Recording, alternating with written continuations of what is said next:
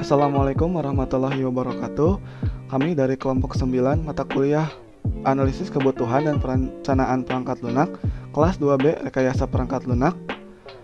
Pada kesempatan kali ini akan mempresentasikan dokumen SSRS yang telah kami buat. Sebelum presentasi dimulai, izinkan saya memperkenalkan kelompok terlebih dahulu. Kelompok ini terdiri dari 3 orang. Pertama, saya sendiri, Bagus Subagja. Kemudian ada Muhammad Anur Falah dan Nika Kisti Fatarani. Pokok bahasan dari presentasi kali ini ada 4 poin. Yang pertama adalah latar belakang, deskripsi aplikasi, tujuan aplikasi, dan penjelasan dokumen SSRS. Pembahasan pertama yakni mengenai latar belakang dari perangkat lunak yang kami usulkan. Kesehatan merupakan hal yang tidak bisa dinilai harganya. Oleh karena itu, kehadiran rumah sakit memiliki peran yang sangat penting untuk bisa melayani kebutuhan masyarakat akan pelayanan kesehatan. Selain itu, keberadaan rumah sakit turut bertujuan untuk meningkatkan kesehatan masyarakat sebagai investasi sumber daya manusia yang produktif di masa kini dan masa yang akan datang. Maka dari itu, setiap rumah sakit harus memiliki pelayanan yang memadai agar seluruh lapisan masyarakat dapat menikmati pelayanan kesehatan yang baik secara merata. Dalam pelayanan rumah sakit yang terjadi saat ini, masih terdapat beberapa permasalahan yang sering ditemukan. Salah satunya adalah sulitnya menemukan kamar perawatan yang kosong saat dalam keadaan mendadak atau mendesak. Seringkali keluarga pasien tidak mengetahui rumah sakit mana saja yang memiliki perawatan yang kosong, sehingga keluarga pasien harus mencoba mencari lagi rumah sakit lain yang memiliki kamar perawatan yang kosong. Tentu, hal ini akan mengakibatkan pasien tidak bisa ditangani dengan segera sebelum menemukan rumah sakit yang memiliki kamar perawatan yang kosong. Kepala Pusat Krisis Kesehatan Kemenkes RI, Dr. Budi Silvana, menyatakan bahwa 70% angka kematian yang ada di Indonesia terjadi sebelum pasien tiba di rumah sakit, dan 30% lainnya meninggal saat di rumah sakit. Hal ini berarti masih banyak pasien yang terlambat mendapatkan penanganan rumah sakit dengan segera. Pembahasan selanjutnya mengenai deskripsi aplikasi. Untuk mengatasi permasalahan yang telah disebutkan, kami mengusulkan sebuah solusi berupa perangkat lunak yang diberi nama Healthcare. Perangkat lunak ini dapat memberitahu penggunanya rumah sakit mana saja yang memiliki fasilitas kamar perawatan yang masih tersedia, dan penggunanya dapat langsung membooking kamar perawatan tersebut dari aplikasi. Selain itu, aplikasi ini dapat menampilkan alamat lengkap rumah sakit, tampilan review dari fasilitas kamar perawatan yang ada, jarak tempuh ke rumah sakit, call center ambulans yang tersedia selama 24 jam, serta fitur chat dengan rumah sakit yang dituju. Selain fitur booking kamar perawatan rumah sakit, Healthcare ini juga memiliki fitur untuk mencari, delivery, dan membooking, serta membeli obat di apotek. Diciptakannya fitur ini dikarenakan seringkali orang-orang kesulitan untuk menemukan obat yang dibutuhkannya, terutama obat untuk penyakit tertentu atau penyakit serius. Sehingga untuk mendapatkan obat tersebut, seringkali konsumen harus mengecek ke setiap apotek yang ada dan memerlukan waktu yang lebih lama lagi. Terlebih, apotek yang ada memiliki letak yang berjauhan. Dengan harga ini juga dapat langsung diantarkan obat yang telah dipesan oleh mitra ojek online yang bekerja sama dengan Healthcare. Tentunya fitur ini akan memudahkan pasien mendapatkan obat yang dibutuhkannya dengan cepat dan praktis, tanpa harus mengecek terlebih dahulu ketersediaan obat di setiap apotek yang ada. Adapun fitur tambahan lainnya dari aplikasi Healthcare ini adalah fitur tips hidup sehat. Fitur ini memuat informasi-informasi mengenai bagaimana pola hidup sehat, seperti bagaimana gaya konsumsi yang baik bagi kesehatan, memberikan rekomendasi jenis makanan yang baik dikonsumsi di waktu tertentu, serta jenis olahraga yang memiliki efek untuk meningkatkan kebugaran jasmani. Poin bahasan selanjutnya adalah tujuan dari aplikasi yang kami usulkan. Setidaknya ada 3 poin penting tujuan dari aplikasi yang kami rancang tersebut. Yang pertama, untuk memudahkan pasien-pasien dalam keadaan darurat untuk dibawa ke rumah sakit. Yang kedua, memudahkan pasien-pasien dalam keadaan darurat untuk mendapatkan penanganan dari rumah sakit. Yang ketiga, memberikan kemudahan di bidang pelayanan maupun edukasi kesehatan.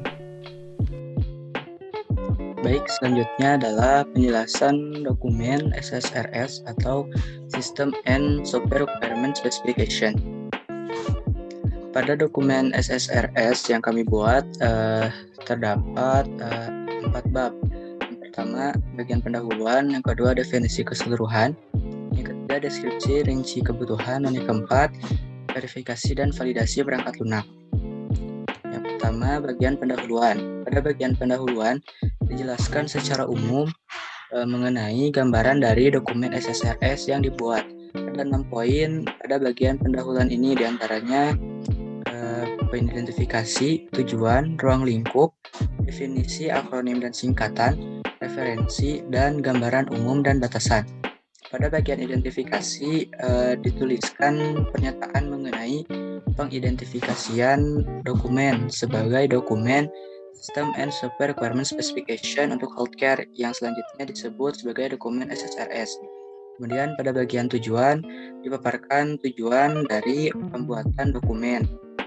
Lalu pada bagian ruang lingkup berisikan deskripsi singkat dari sistem yang akan dikembangkan. Kemudian pada bagian definisi, akronim dan singkatan berisikan penjelasan dari semua singkatan atau istilah yang digunakan dalam dokumen. Kemudian pada bagian referensi berisikan referensi yang dirujuk dalam dokumen, baik berupa buku, panduan, dan dokumen lain yang dipakai dalam dokumen SSRS. Lalu pada bagian gambaran umum dan batasan berisikan sistematika pembahasan dari dokumen yang dibuat. Dan pada bagian deskripsi keseluruhan dideskripsikan secara menyeluruh mengenai aplikasi yang dibuat. Terdapat 5 poin yang tercantum dalam bagian deskripsi keseluruhan ini. Di antaranya sudut pandang produk, fungsi produk, karakteristik pengguna, batasan-batasan perangkat lunak, dan lingkup operasi. Pada sudut pandang produk berisikan gambaran umum dari sistem yang dikembangkan. Lalu pada bagian fungsi produk dijelaskan berbagai fungsi yang terdapat pada aplikasi. Lalu pada bagian karakteristik pengguna dijelaskan karakteristik dari pengguna aplikasi yang dibuat. Lalu pada batasan-batasan perangkat lunak berisikan batasan-batasan dari perancangan perangkat lunak itu sendiri. Lalu pada lingkup operasi berisikan spesifikasi minimal agar sistem bisa berjalan dengan baik. Di sini terdapat beberapa fungsi yang terdapat pada perangkat lunak yang kami kembangkan. Yang pertama, dengan ID HC01 merupakan fungsi untuk daftar. Kemudian untuk HC02 merupakan fungsi untuk login. Dengan ID HC03 adalah fungsi untuk melihat informasi kamar perawatan. Dengan ID HC03A merupakan fungsi untuk mengedit informasi kamar perawatan. Kemudian dengan ID HC04 merupakan fungsi booking kamar perawatan. Kemudian dengan ID HC04A merupakan fungsi menerima data pesanan kamar perawatan. Lalu dengan ID HC05 merupakan fungsi mengirim pesan. Kemudian dengan ID HC06 merupakan fungsi pencarian dan pembelian obat. Kemudian HC06A merupakan fungsi mengedit ketersediaan obat. Fungsi dengan ID HC06B merupakan fungsi menerima data pesanan obat. Lalu dengan ID HC06C merupakan fungsi membayar obat, dan dengan fungsi dengan ID HC07 adalah fungsi tips hidup sehat. Selanjutnya pada bagian rincian kebutuhan dijelaskan secara rinci mengenai kebutuhan-kebutuhan dari aplikasi yang dibuat. Ada 7 poin yang tercantum dalam bagian deskripsi rincian kebutuhan ini. Di antaranya yang pertama, kebutuhan antarmuka yang berisikan penjelasan mengenai antarmuka pemakai, antarmuka perangkat lunak, dan antarmuka komunikasi. Kemudian pada bagian kebutuhan fungsional berisikan diagram konteks, kemudian DF di level 1, kamus data, dan DF di level 2 untuk aplikasi healthcare. Kemudian pada data requirement berisikan ERP atau Entity Relationship Diagram. Kemudian pada bagian use case berisikan gambar use case dan skenario untuk aplikasi healthcare. Kemudian pada bagian kebutuhan non fungsional berisikan kebutuhan dan fungsional dari aplikasi healthcare. Lalu pada bagian batasan perancangan berisikan batasan-batasan dalam perancangan sistem healthcare. Lalu pada bagian kerunutan atau traceability berisikan tabel keterhubungan antara data store dengan ERP dan requirement table matrix. Pada deskripsi rincian kebutuhan tadi terdapat diagram konteks, di mana diagram konteks ini merupakan gambaran umum dari sistem yang disajikan melalui sebuah diagram. Pada diagram ini dapat kita lihat di mana pasien, administrator apotek, dan administrator rumah sakit atau entitas yang terhubung dengan sistem healthcare dapat melakukan pendaftaran dan juga login kepada aplikasi. Kemudian administrator rumah sakit dapat melakukan pengeditan atau pengupdatean pada data kamar perawatan yang masih tersedia pada rumah sakitnya. Lalu nanti datanya akan ditampilkan kepada pasien, dan pasien dapat melakukan pembookingan atas kamar perawatan yang masih tersedia tersebut. Lalu nanti data pesanan tersebut akan dikirimkan kembali kepada administrator rumah sakit agar dapat diterima atau dikonfirmasi oleh pihak administrator rumah sakit. Lalu pasien pun dapat berkomunikasi dengan administrator rumah sakit dengan menggunakan fungsi chat atau pesan. Begitupun sebaliknya dari administrator rumah sakit kepada pasien. Lalu pasien dapat melakukan pencarian dan juga pembelian obat kepada apotek, dan nantinya data pesanan akan dikirimkan kepada pihak administrator apotek untuk diterima kembali dan dikirimkan kembali dan dikonfirmasi. Lalu pihak administrator apotek pun dapat melakukan pengupdatean atau pembaruan data dari ketersediaan obat yang tersedia pada apotek tersebut. Lalu nantinya pasien pun dapat melakukan pembayaran baik melalui metode transfer maupun cash on delivery atas pesanan obat yang tadi dibuatnya. Selanjutnya akan dipaparkan oleh rekan saya.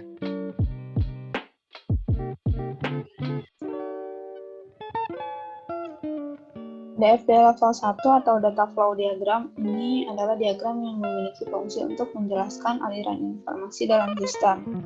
Hampir mirip dengan diagram konteks atau DFD level 0, DFD level 1 ini merupakan penjelasan DFD level 0 secara lebih rinci. Pertama-tama di sini pasien harus mendaftar pada aplikasi healthcare dengan mengisi beberapa data diri yang dibutuhkan, dan setelah diverifikasi barulah pasien dapat membuat username dan password yang kemudian bisa digunakan untuk login atau HC02. Sama seperti pasien, administrator rumah sakit dan administrator apotek pun harus mendaftar terlebih dahulu. Bisa kita lihat di sini, administrator rumah sakit mendaftar terlebih dahulu atau menggunakan fungsi HC01 dengan mengisi beberapa data diri, kemudian setelah diverifikasi, datanya akan masuk ke dalam data rumah sakit, dan kemudian administrator bisa membuat username dan password untuk login. Sama seperti administrator rumah sakit, administrator apotek pun harus mendaftar terlebih dahulu, kemudian melakukan setelah diverifikasi barulah bisa login ke aplikasi healthcare. Setelah login, pasien dapat melihat informasi kamar perawatan yang masih tersedia di beberapa rumah sakit, dan pasien juga dapat bertanya mengenai kamar perawatan tersebut pada administrator rumah sakit melalui fitur chat yang ada. Setelah menemukan kamar perawatan yang diinginkan, pasien dapat melakukan pemesanan atau booking kamar perawatan.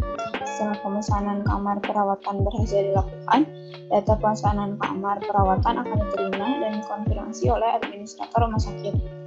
Hampir sama seperti pemesanan kamar perawatan, pemesanan obat juga dimulai dengan pasien yang mencari obat yang diinginkan di beberapa apotek dan bertanya mengenai obat tersebut kepada administrator apotek melalui fitur chat yang ada.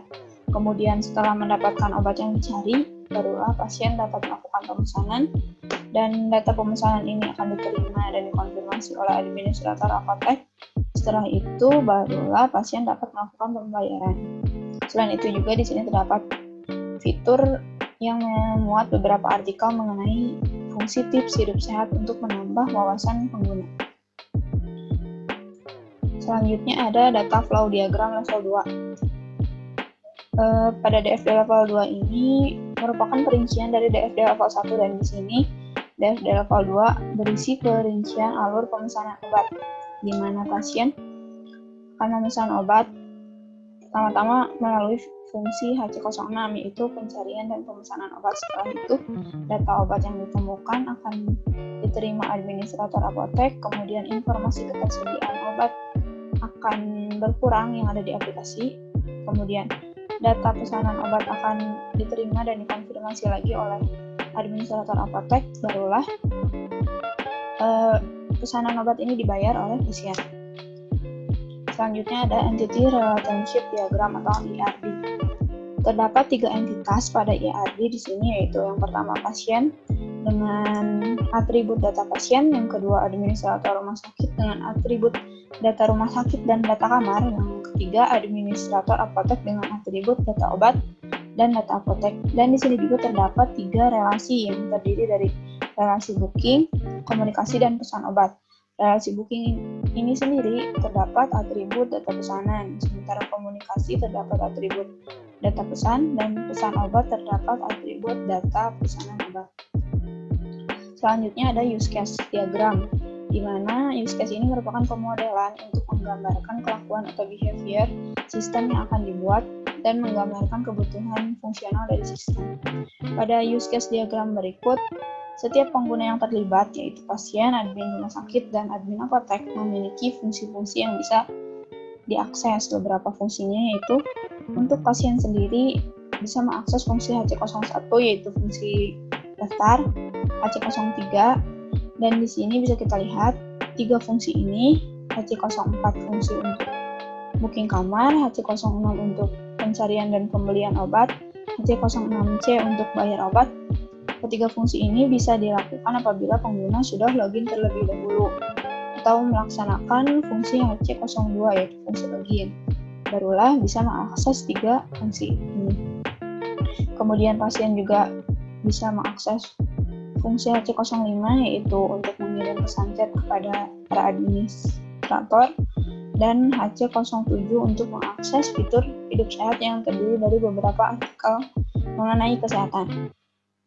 Begitu juga dengan admin rumah sakit memiliki beberapa fungsi yang bisa diakses, yaitu HC03A, fungsi untuk mengedit kamar perawatan dan hanya bisa digunakan apabila pengguna sudah login terlebih dahulu. Kemudian HC04A, fungsi untuk menerima pesanan kamar, HC05 untuk membalas dan mengirim pesan chat kepada pasien, dan admin apotek juga memiliki fungsi HC06A, yaitu fungsi untuk mengedit ketersediaan obat yang ada dengan syarat admin harus login terlebih dahulu. Kemudian ada HC06B untuk melihat data pesanan obat, dan HC05 untuk mengirim atau membalas pesan dari pasien. Kemudian pada bagian verifikasi dan validasi perangkat lunak ini terdapat 2 poin yang tercantum, yaitu poin verifikasi kebutuhan perangkat lunak dan validasi kebutuhan perangkat lunak. Nah, pada bagian verifikasi ini terdapat beberapa kriteria yang digunakan untuk memverifikasi, yaitu yang pertama terdapat kriteria ketepatan. Untuk memverifikasi apakah semua use case dapat direalisasikan melalui sequence diagram dan apakah semua kebutuhan dalam SSRS terdapat dalam model analisis. Dan begitupun beberapa kriteria lainnya seperti kriteria kerancuan, kelengkapan, konsistensi, dapat diverifikasi, dapat dimodifikasi, dan juga dapat dilacak. Sekian pemaparan dari kelompok kami. Terima kasih atas perhatiannya. Mohon maaf apabila ada kesalahan, baik itu dari tutur kata maupun perbuatan. Sekian, wassalamualaikum warahmatullahi wabarakatuh.